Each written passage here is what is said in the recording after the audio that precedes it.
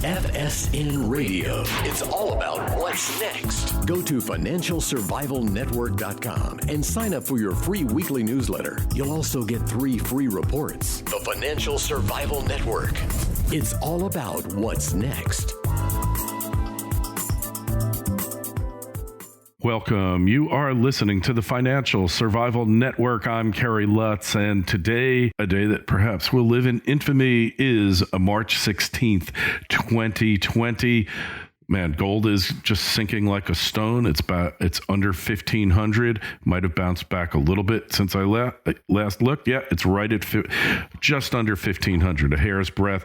Silver down a whopping $1.58 the ounce, and platinum is down under $700. Time to go get married and buy that engagement ring. Time to go fill up your tank with gas. According to Charles Nenner, the price of crude, he has a bottom target of $5 a barrel. We haven't seen $5 a barrel oil since before 1972, the first oil shock that we encountered from the Middle East. And, well, what can you say? Well, what can you say? Tell us what you think. I want to hear from you. Email us, kl@kerrylutz.com. In the meantime, our good friend John Rubino is here. And John, what can you say about this mess? Hey, Kerry. Well, we knew a black swan was coming. Nobody really expected a pandemic, but here it is. And probably the big story now is that the economy is going to shrink dramatically this year. And, think about it. Whole cities shut down, restaurants closed, sports are over for a while. Nobody's flying, nobody's going on cruises. You got to expect, negative 5% minimum GDP growth for the year ahead in the U.S. And it could be much, much worse than that. So this is a huge, big deal, a sea change from where we were just a month ago. Yeah, a complete sea change, and it's scary, isn't it? Are you a little alarmed by this?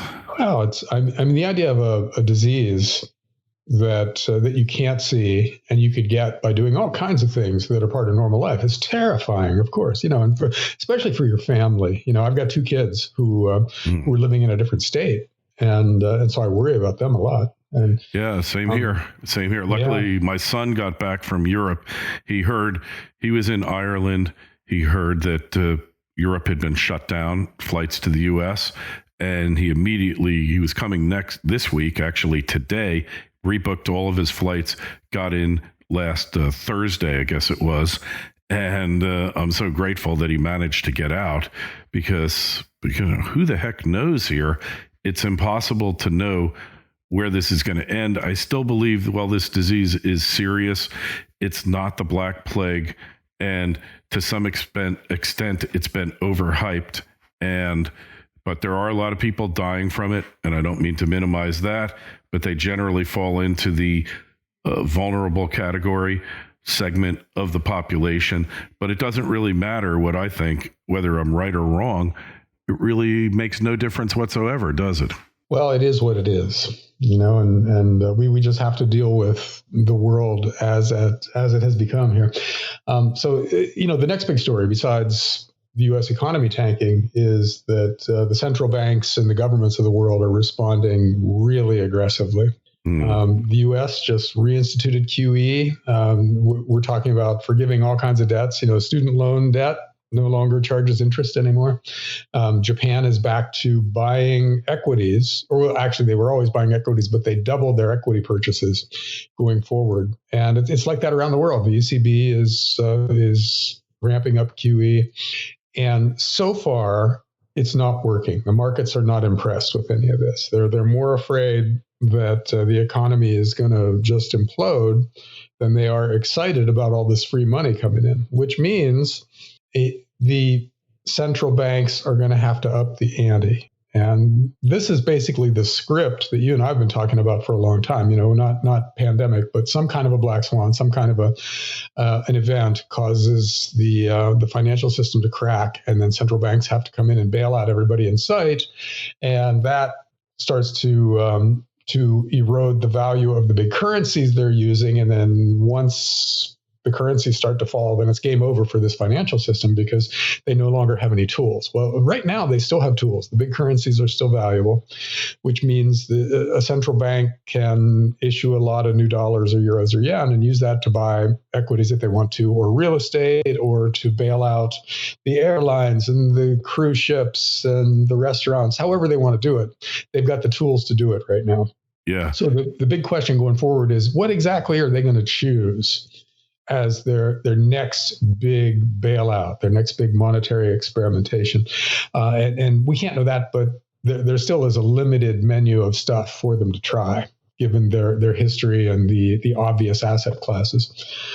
So, look for that. There are going to be big stories coming out of central banks going forward, and we'll see if they work. These guys are going to keep doing stuff until something works as they define working, or until they lose the ability to do any more because their currencies crash. So one of those two things is going to happen out there somewhere.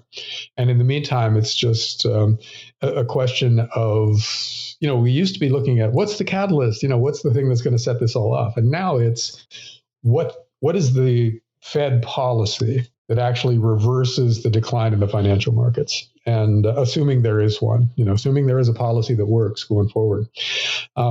The tricky thing now is that we basically have two big problems with mutually exclusive solutions.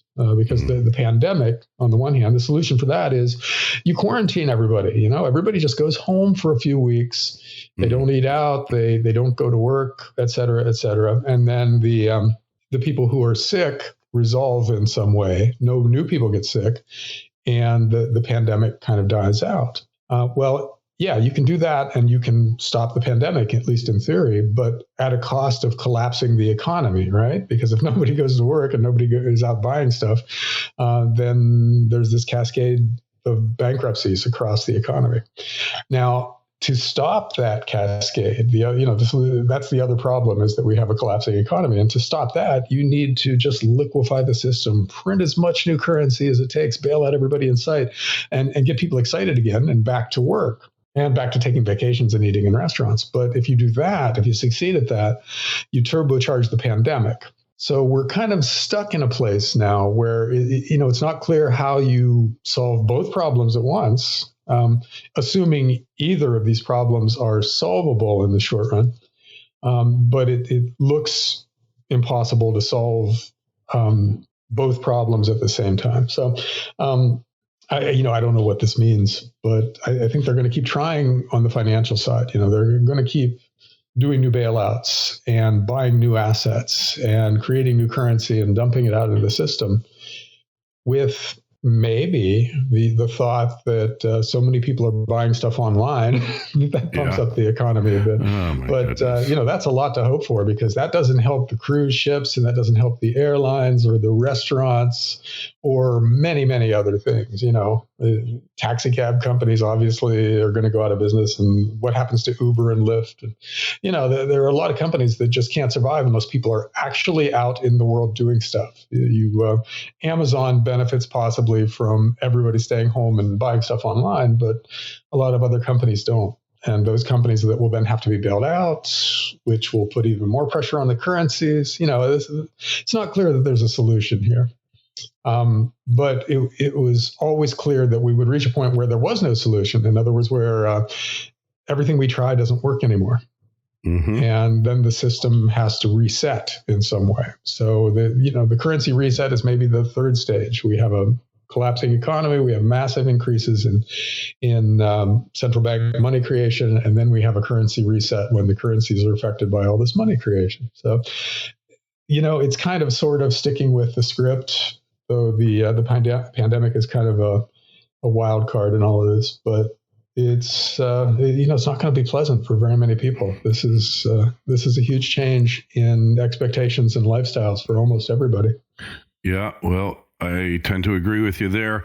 I think there are some amazing opportunities here. I know that my buddy Nick Santiago of In the Money Stocks is pretty much going in because the GDX hit. Don't tell me. The GDX hit 19. The GDX hit 19. And he says when gold miners lead gold, it's talking to us. And he also said lows are in for stocks. So Nick, just if you're not familiar with his work, John, and for all of you out there, Nick called the crash to the day in 07, 08, and he also called the low. He was a week off on the low, and he's a trader par excellence, one of the best timers out there that I know. And I'm not a big fan of market timers because most of them, as you know, John, are almost invariably incorrect. They're always wrong. And when you follow them, you wind up getting burned as well. But Nick is one of the exceptions to that rule. FSN Radio. It's all about what's next. Lumina Gold, ticker symbol LUM on the Toronto Venture and LMGDF on the OTC, is yet another of legendary mining investor Ross Beaty's Lumina Group. It's advancing the largest primary gold deposit in Ecuador. The resource is estimated to contain 16.7 million ounces of gold and 2.2 billion pounds of copper. At just $7 US per ounce gold equivalent, it trades at an incredible 13% of its net present value. More good news is on the way with an updated PEA study expected in Q2 of 2020. It has unparalleled infrastructure. There's grid power to camp with plentiful, inexpensive hydropower available. It's close to 2 ports and is just 8 kilometers from a paved highway. Water is plentiful. It's at low elevation, and the closest community, which is very supportive of Lumina's effort, is just a 7-kilometer ride. With all this going for it, it's likely to follow the typical Ross Beaty formula, which means big returns to shareholders. Find out more and sign up for notifications at luminagold.com. That's Lumina, Lumina gold.com. The Financial Survival Network. It's all about what's next. Well, from his lips to God's ears is all I can say. You know, this is especially in the precious metals markets where you and I tend to have speculated quite a bit in the past. You know, this is brutal. And it's also reminiscent of 2008, right? The same thing happened back then when the financial markets flaked out. People sold everything. The bathwater, the baby in the bathwater. Yeah. So, you know, you would think in this kind of an environment, gold and silver would be places where people were hiding out. But it turns out they're things that people can sell. Yes. And that's what they're doing. So everybody's going to cash. Now, again, it's the necessary policy of central banks to make cash less valuable, because that's how you generate inflation, which generates financial asset price growth. So it's not a good thing for the U.S., for the dollar to be strong and for everybody to get into cash, because that is hugely deflationary. And you can't have deflation in a system that's over leveraged, because that makes the existing debt too hard to manage. And that leads to the potential for a depression. So it has to be necessarily Fed policy going forward to reverse that trend of everybody jumping into cash. Yeah. And the way it worked in 2008 was that there was a V bottom in precious metals. In other words, they just tanked. I think silver went down to $8 an ounce. And I don't remember where gold went, but it was some horrible number because I was there. I remember it. I remember suffering as all my gold and silver miners. 680. It went down to about 680. I was buying vigorously at 720 all the way up. And silver was down. I think it hit about $6. And I was buying all I could buy at that time. And hey, you know, what are you going to do? Well, that was the right thing to do. And to the extent that that pattern is repeating this time around, there's a bottom out there, you know, and there's a time when we should be loading up. And I tell you what, with GDX at 19, you know, GDX was 31 a month and a half ago. And that's for listeners who aren't familiar with that stock. That's an ETF, an exchange-traded fund that owns all the big gold mining stocks. So it's kind of a proxy for the major gold miners out there. And it's also relatively safe because it's diversified. It owns all of them instead of just one. So you don't suffer from one company screwing up in any fundamental way with that ETF. So that would be a place that you would expect to pile in when you think the market is turning. And we'll see if this is the bottom. That would be great. But 2008 was a pretty traumatic experience because it went down more than it really should have. And the gold mining stocks have done that again. But hopefully this is the bottom. That would be awesome if it is, but we'll see. I wouldn't want to make a prediction other than the broad forces out there are going to point towards rising inflation as central banks just print and bail out everybody in sight. So that's coming. We just have to get from here to there. Yeah. No, I couldn't agree with you more. So when you look at the devastation being done to the world economy, this isn't going to be just a recession here. Highly unlikely unless it gets back to its norm, so-called norm, within the next 2 weeks, which is highly unlikely. What I'm looking at and what nobody can say, the coronavirus, there's been coronaviruses around for a very long time. Every healthcare professional that I talk to, and I've talked to probably a couple dozen at this point since the outbreak, says that this isn't like that major. Yes, it has a much higher mortality rate than the flu, but the guy who I put the most stock in, he was former head of the National Cancer Institute, and he was on the National Institute of Health board. He's a professor of epidemiology at an Ivy League school, one of the foremost authorities on this. It all hinges on April. If in April the coronavirus goes into it subsides, it kind of goes into dormancy.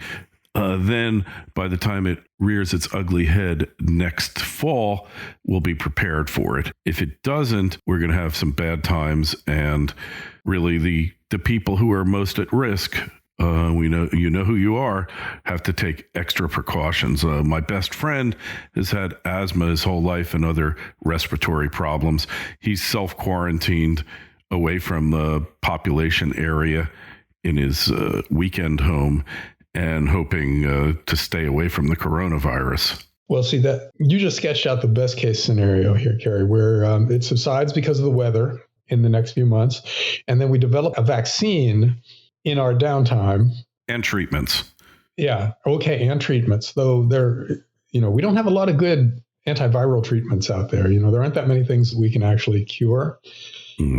But that would be awesome. There's a lot of research talent being devoted to this right now. So maybe they come up with something. And so if by fall we can all be vaccinated and or know that there are treatments available if we get sick, then this becomes one of those low-level chronic things like the flu instead of some kind of existentially threatening thing like it is right now. So, let's keep that possibility in mind, because that would be awesome if by this time next year, this is no longer a topic of conversation. I would love that. Yeah, well, I'm not saying it's going to be that way, but I'm saying before you give up all hope and believe that this is the end of the world, look at the facts that normally most of these types of illnesses do go into dormancy in this spring. It's hitting South America, but not nearly so much as other parts of the country and the world. And when you look at the map of the United States, the northern states have been hit far worse than the southern states. So that's not to say it's not going to change, whatever. I look at the New York Times tracking map, and the other thing is we got 650 new cases. It's up slightly from the day before yesterday. As of when was it? I'm looking at this map. I suggest everybody look at it and watch it. It's starting to pick up in Louisiana for some reason. We don't know. But also the pace of diagnoses has gone up because testing becomes more widespread. We're looking Washington State, over 700 cases, New York over 700, Massachusetts is up there, and California's got a lot, but primarily in the more northern part of the state. Colorado's got a bunch.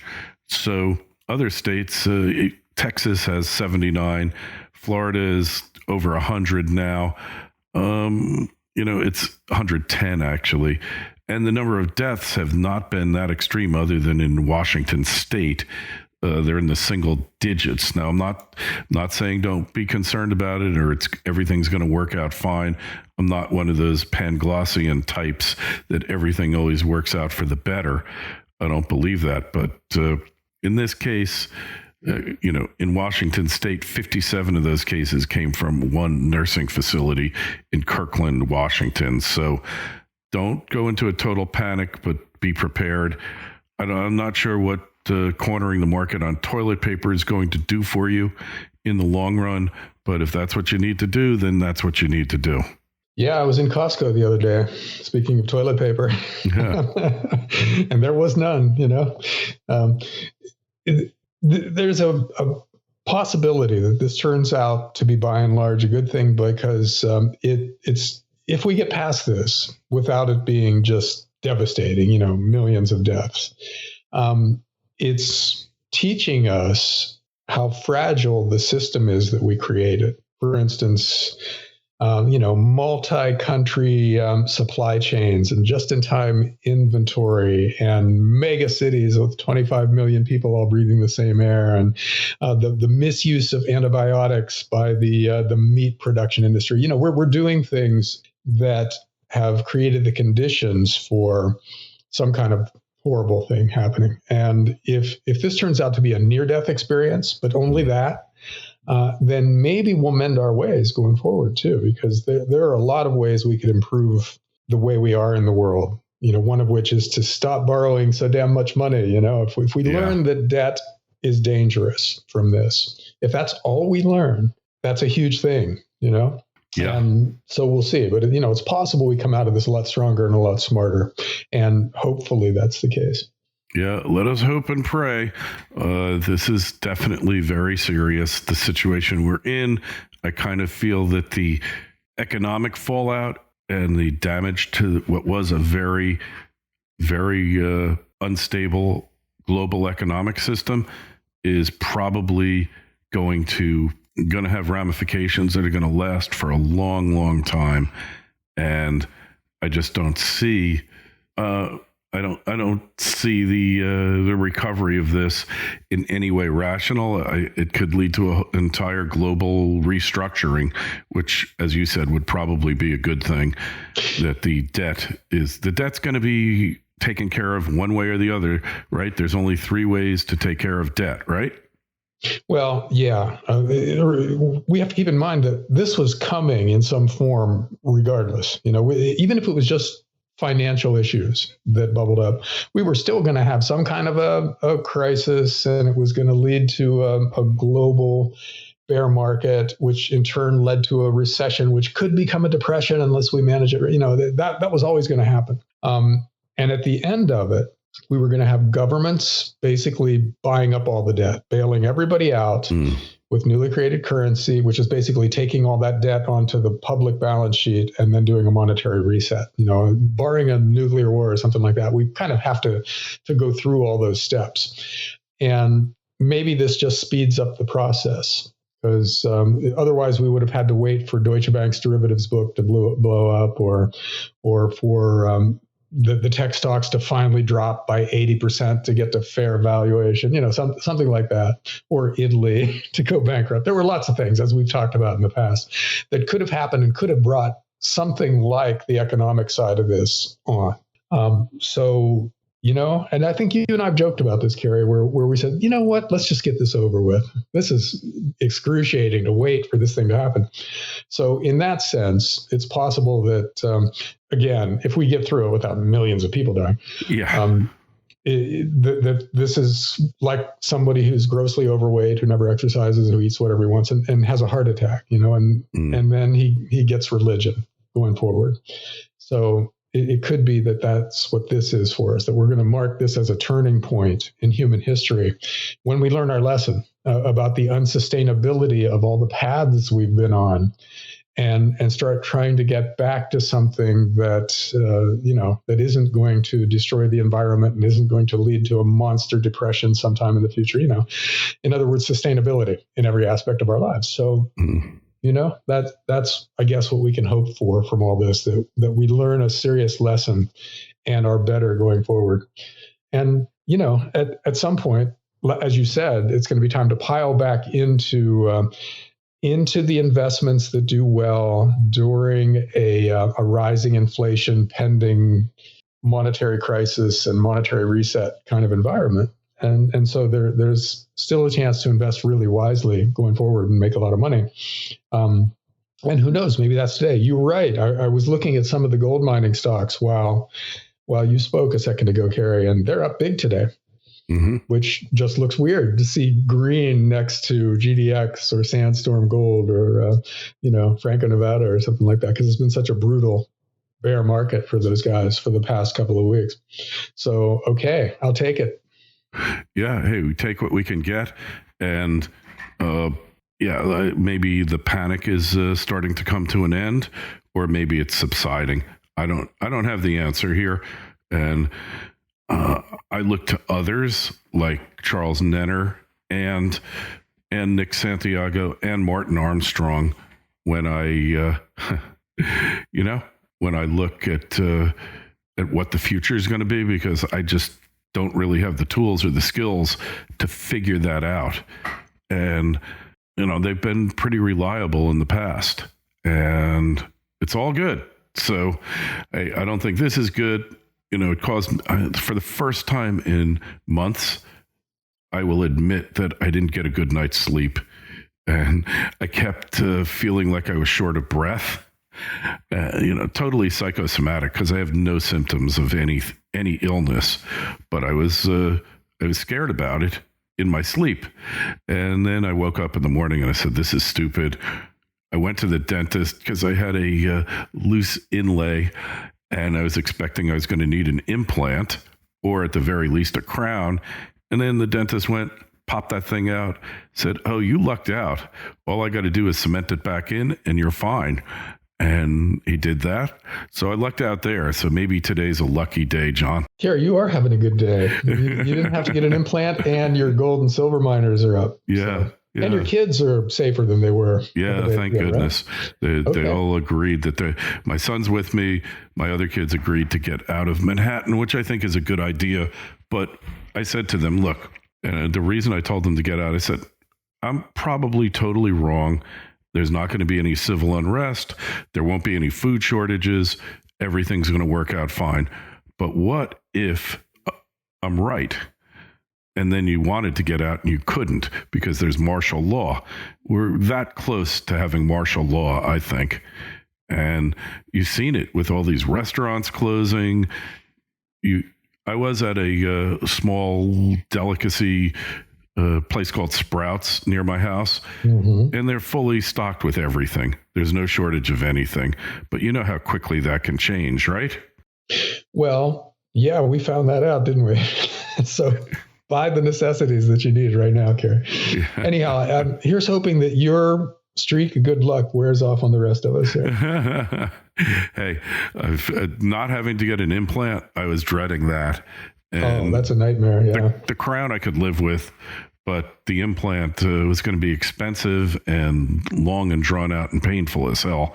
I wasn't looking forward to that, but every now and then you get lucky. It's not to say it won't break tomorrow and I'll have to go get it done. But the dentist was pretty optimistic about it. So figure I trust him. He knows what he's doing.